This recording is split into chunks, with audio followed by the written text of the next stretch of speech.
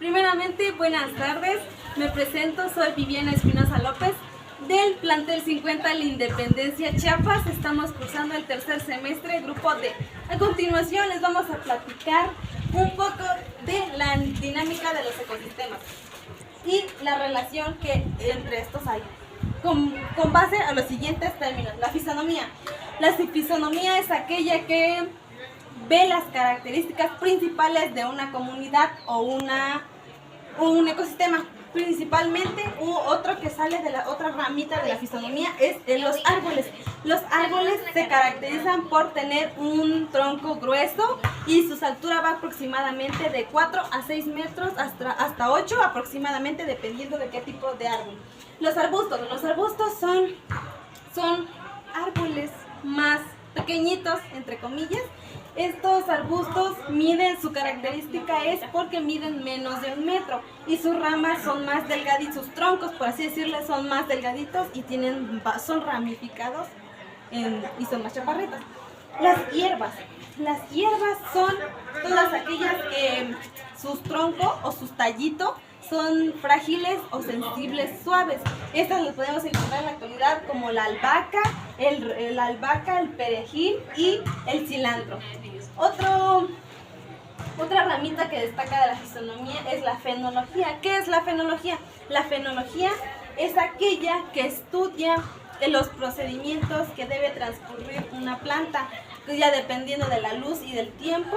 Como ejemplo tenemos la germinación de semillas, el florecimiento de flores, etc.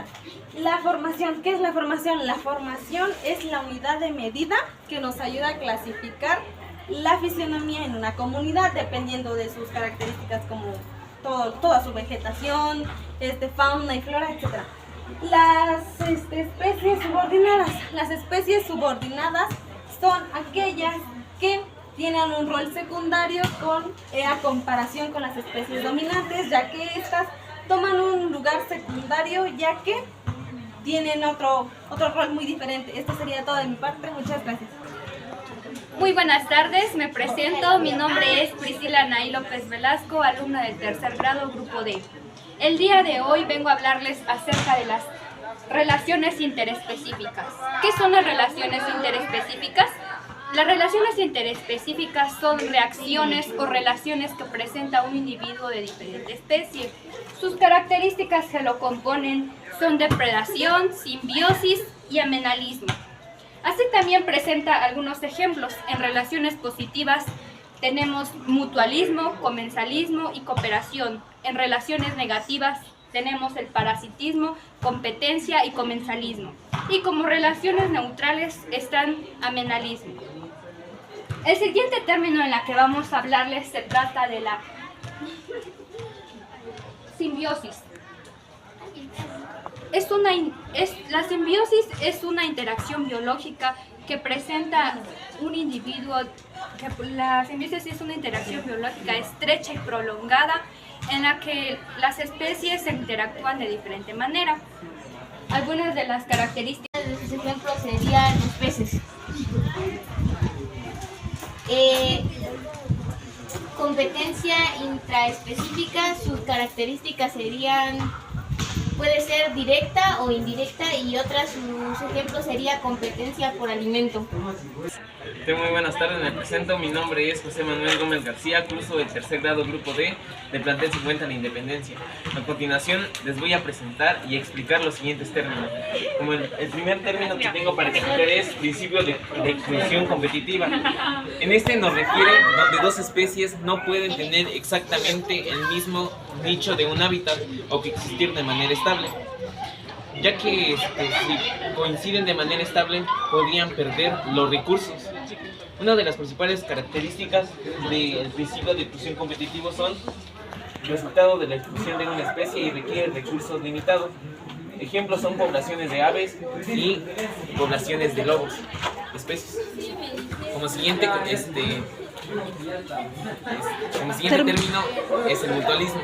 ¿Qué es el mutualismo? Es una interacción biológica en donde dos o más organismos de diferentes especies se benefician a través de un animal.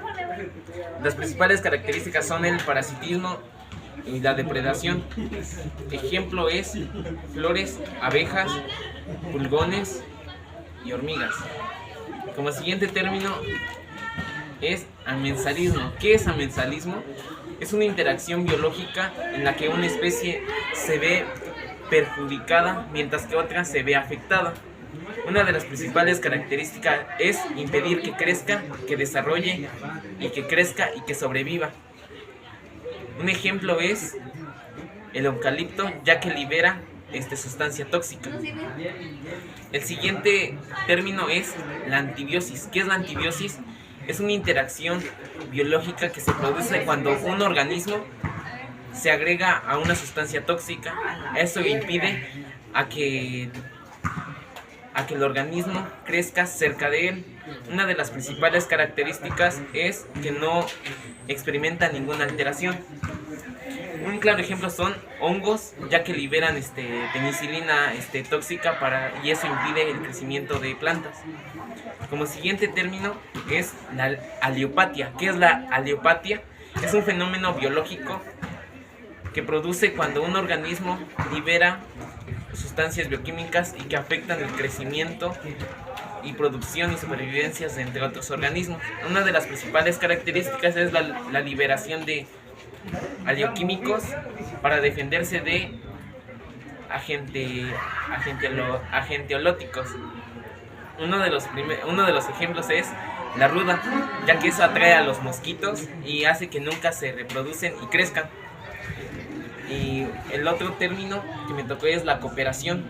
¿Qué es la cooperación? Es una colaboración entre organismos para lograr su objetivo y se protejan de la caza, de la cacería. Como ejemplo es basada en compuestos químicos y puede ser específico o general. Como siguiente término es el comensalismo. ¿Qué es el comensalismo? Es una reacción biológica en la que un organismo se ve beneficiada de otro sin ser perjudicado, sin que sea perjudicado ese organismo.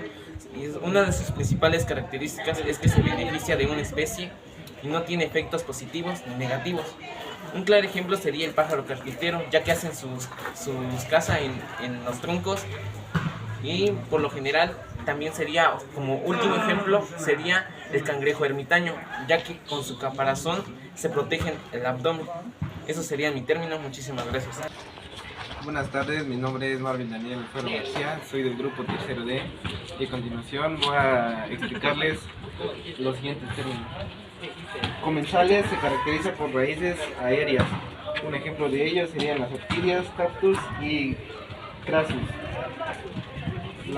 El inquilismo se caracteriza porque no afecta a otras especies para obtener su alimento. Un ejemplo de ello que puede ser el pájaro carpintero, ardillas o algunos insectos. La foresia se caracteriza por obtener un beneficio en su alimento. Un ejemplo de ellos podría ser el pez payaso. El parasitismo se caracteriza porque transportan huéspedes. Un ejemplo de ellos son los tiburones. La tomatocresis se caracteriza por la competencia entre otras especies.